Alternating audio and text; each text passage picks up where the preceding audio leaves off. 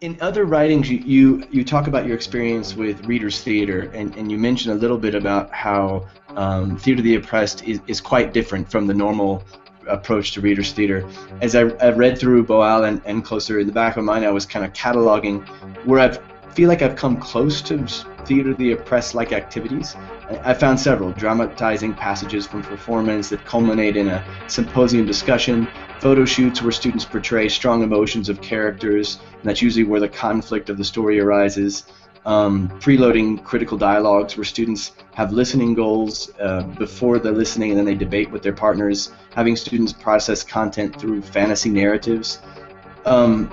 Through a teacher's lens, we're always looking to appropriate, to move toward the adjacent possible, and participatory theater feels ripe for fusing into our Readers and Writers Workshop model.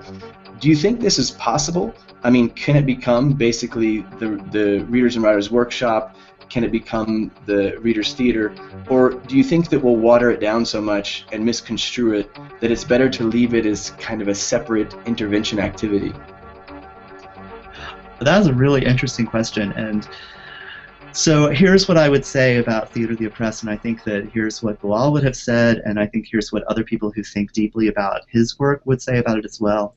I think he would say that we're not doing Theater of the Oppressed work unless there is a political or socially conscious goal, and so I think he would recognize that a lot of the strategies and techniques and exercises and games that he somehow adapted for his work are easily adaptable in the kinds of ways that you're talking about, Chris. Like we could just go, oh, we could pick that particular kind of image exercise and we could use that for this particular reading that we're working on, and that would definitely help the students have a new experience of that particular reading. They might understand the character in a new way. They might understand a theme in a way that they had missed it before. But I don't think that Boal would want us to think of that work as Theater of the Oppressed, because it does not necessarily have a liberatory underpinning. It could, but it's not necessarily there. And unless we were helping the students think much more strategically about what it is to live in a liberatory way, what it is to be democratized, I think he would caution us against calling the work that we're doing Theater of the Oppressed, because it's situated in a very particular kind of political and social context, and I think he would understand that there are pieces of it that would be easily sort of plucked away and used, but I think he would caution us in that way. And I will just sort of end, because I know we're really close to time in our conversation today, by saying that for me, as somebody coming to his work initially, that felt extraordinarily daunting, and I felt like I was incapable, perhaps not the right person, to do the kind of work that he was doing. It felt way beyond what I was aware of, what I was used to, what I was accustomed to, or what I even understood.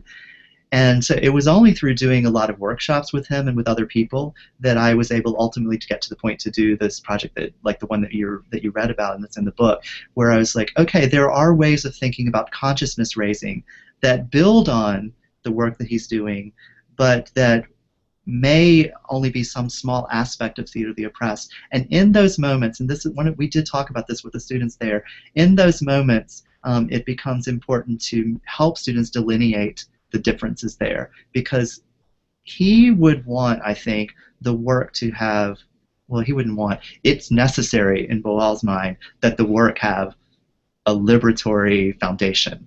And if it doesn't, it's something else.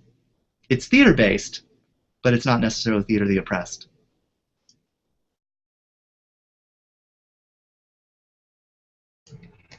Anyone else want to comment before we allow Toby to go on his way?